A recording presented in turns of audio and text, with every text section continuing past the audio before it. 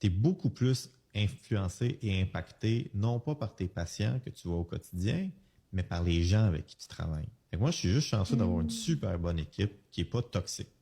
Puis qui fait en sorte que je suis capable ensuite de bien prendre soin de mes patients. Puis oui, j'adore mes patients. Mais si tu as la carrière de rêve, mais tu travailles dans un milieu complètement toxique, tu Ça vas te marche. brûler. Ben Là. oui, c'est ça. Parce qu'à un moment donné, tu es peut-être rentré endocrinologue pour voir, parce que ça t'excitait beaucoup les tempêtes thyroïdiennes. Même Là. année. Mais à un moment donné, tu as fait le tour de tes tempêtes thyroïdiennes, puis de ton diabète, puis de je sais pas quoi. À un moment donné, c'est plate à dire, mais ça devient un peu, entre guillemets, du bread and butter. Ouais.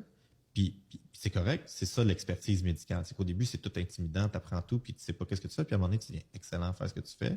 Puis il n'y a plus de challenge là, donc il n'y a plus vraiment de gratification qui vient de ça, à part le sentiment du travail bien accompli, puis tu sais que ça continue à bien aller, puis tu t'assois pas sur les lauriers.